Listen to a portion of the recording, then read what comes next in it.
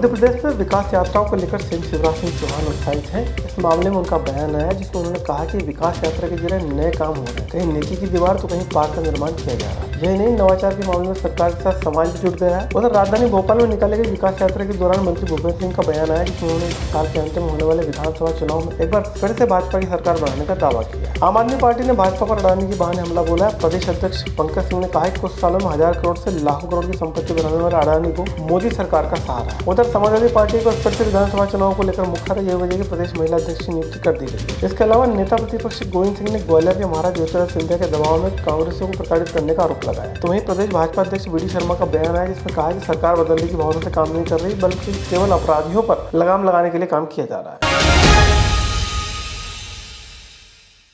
मध्य प्रदेश में इन दिनों शिवराज सरकार विकास यात्रा निकालकर जनता के बीच अपनी योजनाओं का प्रचार प्रसार कर रही है। इस बीच सीएम इन यात्राओं से मिले रिस्पांस से उत्साहित हैं। सीएम ने इस मामले में सरकार के साथ साथ समाज द्वारा किए जा रहे नवाचार के बारे में जानकारी दी। सीएम ने कहा कि यह एक अच्छी पहल है कि जनता सरकार पर निर्भर नहीं बल्कि कई सारे काम सामाजिक संगठन आगे आकर कर रहे हैं। ऐसे रोज मैं अलग अलग जिलों के नवाचार से आपको परिचित इसलिए करा रहा हूँ कि अपने गाँव के विकास के लिए केवल सरकारी योजनाएं नहीं, जनता भी अपनी तरफ से बेहतर क्या करे उसका न केवल संकल्प कर रही है बल्कि कई चीज़ों को क्रियान्वित करने का काम भी कर रहे हैं। कुछ जगह आंगनबाड़ियों को एडाप्ट करके वहाँ अगर कुछ चीज़ों की आपूर्ति करनी तो वो की जा रही है। तो ये विकास यात्रा बहुत उल्लेखनीय इस दृष्टि से हो गई है कि कई तरह के नए काम केवल सरकार पर आधारित नहीं, समाज भी जुड़ के कर रहा है। उधर मध्य प्रदेश की राजधानी भोपाल में विकास यात्राओं के दौर के बीच मंत्री भूपेंद्र सिंह मौजूद रहे, जहां उन्होंने दक्षिण पश्चिम विधानसभा के 3 वार्डों में विकास यात्राएं निकाली। इस दौरान प्रभारी मंत्री भूपेंद्र सिंह भी जनता से मिल रहे बेहतर रिस्पांस से उत्साहित हैं। उन्होंने कहा कि अगले चुनाव में भारतीय जनता पार्टी एक बार फिर से सरकार बनाने जा रही है और इसके मुखिया शिवराज सिंह चौहान होंगे। दक्षिण पश्चिम विधानसभा की विकास यात्रा का शुभारंभ हुआ है। अनेक विकास कार्यों का भूमि पूजन और लोकार्पण भी यहाँ पर हुआ है। अनेक योजनाओं की सौगात यहाँ पर दी गई है। देखिए, कांग्रेस के लोग सब सपने देख रहे हैं। अब कांग्रेस का कोई भविष्य न देश में है न मध्य प्रदेश में है, और जब मौका मिला था तब तो सरकार चला नहीं पाए, और अब तो ये सपने देखने जैसा है।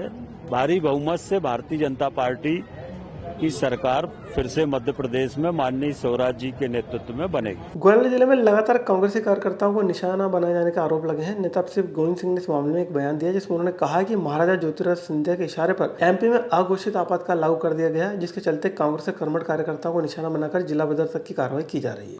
जिला बदल करा रहे हैं। वर्ष 2020 में कांग्रेस के वरिष्ठ कार्यकर्ता जो धार जिले के निवासी हैं और श्योपुर जिले में वकील हैं, कोर्ट में प्रैक्टिस करते हैं, इनके ऊपर सिंधिया जी 2020 में गए तो पुतला जलाने के आरोप रजिस्टर्ड किया, चक्का जाम का आरोप रजिस्टर्ड किया, और एक पोस्टर लगाने पर कलेक्टर द्वारा और पुलिस अधीक्षक द्वारा उनके हल्के राजनीतिक मुकदमे दायर किए गए। उधर इस मामले में भाजपा के प्रदेश अध्यक्ष वी डी शर्मा ने अपनी सफाई देकर प्रशासन द्वारा की जा रही कार्रवाई को सही करार दिया। वीडी ने कहा कि सरकार ने जो कार्रवाई की है वह केवल गुंडे बदमाशों पर की जा रही है। ऐसे में गोविंद सिंह द्वारा लगाए गए आरोप निराधार है। ऐसे लोगों के आरोपों का जवाब देना ये मध्य प्रदेश की जनता जानती है कि 15 महीने की सरकार में आपने क्या किया। लेकिन भारतीय जनता पार्टी वो सरकार है, वो नेतृत्व है कि बदले की कार्रवाई हम नहीं करते। अगर कोई गुंडा है, अगर कोई अपराधी है, तो वो कोई भी हो, चाहे गोविंद सिंह जी के नज़दीक हो या कमलनाथ जी के नज़दीक हो या किसी के भी नज़दीक हो, ऐसे लोग इस सरकार में नहीं बच सकते। जब हमारी सरकार ने डकैतों को इस मध्य प्रदेश के अंदर समाप्त कर दिया, तो इनके संरक्षण वाले डकैत इस मध्य प्रदेश के अंदर नहीं रह सकते जो गोविंद सिंह जी दिन भर संरक्षण करते हैं। तो इसलिए इस दिशा में उनके आरोप और प्रत्यारोप ये एक झूठ का पुलिंदा है, वो दिन भर झूठ बोलते हैं। आम आदमी पार्टी की प्रदेश इकाई ने गौतम अडानी के बहाने भाजपा पर हमला बोला है। प्रदेश अध्यक्ष पंकज सिंह ने इस मामले में पत्रकार चर्चा के दौरान कहा कि गौतम अडानी की साल 2014 में 37,000 करोड़ की संपत्ति थी, जो साल 2023 में आते आते 13 लाख करोड़ में बदल गई है, जो मोदी सरकार की मदद से संभव हो पाया। पंकज ने आरोप लगाया कि भाजपा ने अडानी सहित अन्य व्यापारी संगठनों को बढ़ावा देने के चक्कर में बाकी सब चौपट कर दिया है। आम आदमी से लेकर खास आदमी तक देख रहे हैं कि किस तरीके से देश के संसाधनों को लुटाकर किसी एक शख्स को न केवल देश का बल्कि पूरी दुनिया का नंबर 2 का अमीर व्यक्ति बनाया जाता है। मैं बात कर रहा हूं अडानी ग्रुप के चेयरमैन गौतम अडानी जी की, जो जब मोदी सरकार आई थी 2014 में 2 लाख करोड़ रुपए, और वही संपत्ति 2022 में 13 लाख करोड़ रुपए हुई, जिससे वो दुनिया के दूसरे नंबर के सबसे अमीर व्यक्ति बने। इतना ही नहीं, जब अडानी ग्रुप घाटे में जा रहा था तब 84,000 करोड़ रुपए का कर्जा अडानी ग्रुप का सरकार ने माफ किया।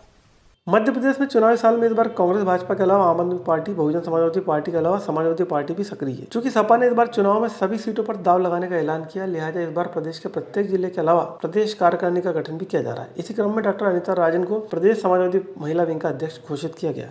अच्छे से तहे दिल से मैं आभार व्यक्त करती हूँ, उन्होंने इस पद के लिए मुझे पसंद किया या मुझे चुना। प्रदेश सरकार की जन विरोधी नीतियों के लिए क्या तैयारी करी है आपने? आगे क्या कार्यक्रम रहेगी, क्या रणनीति रहेगी आपकी? हमारी रणनीति ये है कि ज़्यादा से ज़्यादा पब्लिक को जोड़ें और अर्थव्यवस्था ज़्यादा से ज़्यादा हम दिलवाएं, ताकि हमारा एक खुद में बहुत बड़े वोट से या विधि पूर्वक। मेरी रणनीति ये, अगर कोई महिला किसी चीज़ से पीड़ित है, हम उनके समाधान को सुनेंगे, उनकी परेशानियां हम सुनेंगे और उस परेशानियों को हम ये मुख्यमंत्री शिवराज जी के पास पहुंचाएंगे कि आप व्यवस्था सही की।